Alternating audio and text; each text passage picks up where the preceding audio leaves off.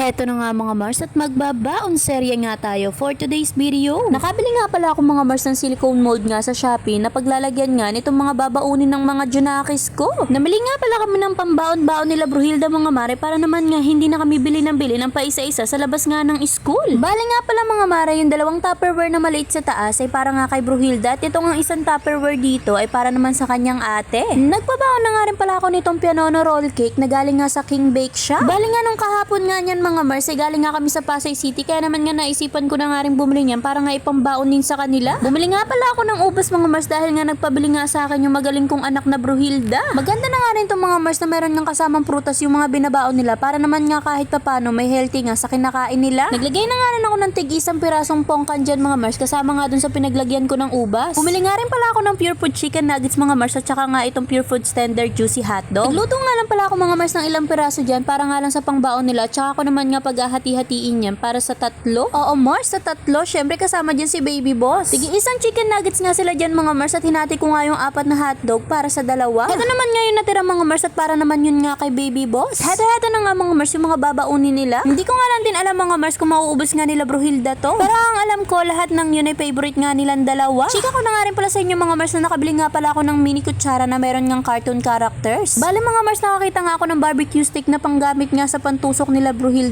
kasi nga hindi pa dumarating yung in-order ko sa Shopee. Ano naman tusok yun sa dulo mga Mars dahil pinutol ko nga yung dulo no. At ngayon naman nga mga Mars ay maghahanda naman nga ako ngayon na almusalin nila. Bumili nga pala si Papa J ng Kellogg's Fruit Loops na para nga itong cereals mga Mars. Kumuha nga pala ako ng malaking tasang mga Mars na ganyan nga kalaki para nga sa pagtitimplahan ko nitong gatas at saka nga Milo. At hahatiin ko nga sa kalahati ito mga Mars dahil hindi naman nga ito mauubos ng mga Bruhilda. Mainam nga itong pang-almusal mga Mars lalo na nga sa mga estudyanteng pang umaga. At syempre mga Mare nagtimpla na nga rin ako ng pampalakas ko. Charis. So ayan nga mga Mare habang nga kumakain silang dalawa ay naglagay na nga rin ako nitong soft candy na nabili ko nga sa Pasay City. Malambot nga siya mga Mare at hindi siya ganun katamis para nga lang siyang gummy bear. May tatlong flavor nga siya mga Mare, mango, grapes at saka nga strawberry. So ayun nga mga Mare ginagaya ko na nga yung mga babaunan nila at yan nga naglagay na nga rin ako ng tubig nila at saka nga itong sesto na papabaon ko nga sa kanila. Bumili nga rin pala ako ng sesto mga Mars na 3 box na meron ngang iba-ibang flavor. Alam niyo mga Mars napakaswerte nga ng mga bata ngayon. Dati nga nung bata ako makapagbaon nga lang ako ng isang pirasong tinapay tsaka nga isang juice ay masayang-masaya na ako. Piling ko nga mayaman na ako noon. Charis! So ayun nga mga Mars, tapos ko na nga igayak yung mga babaunin nila. Tapos ko na nga rin igayak sila Bruhilda mga Mars at papasok na nga lang sila. Pero sa kasamaang palad na naman nga mga Mars ay nasuspended na naman nga ang klase dito sa amin. Pangatlong school suspended na nga ito mga Mars at kawawa nga sila Bruhilda dahil nga lagi silang excited pumasok sa umaga. Kawawa din kami mga magulang mga Mars na meron nga mga estudyanteng pang umaga. Nasasayang nga kasi yung mga effort namin mga Mars. Heto nga ang ending mga Mars, kirain na nga lang nila yung babaunin sana nila sa school. So paano mga Mars, hanggang dito na lang ang ating mini vlog. Yun lang naman. Salamat sa mga nanood. Follow for more!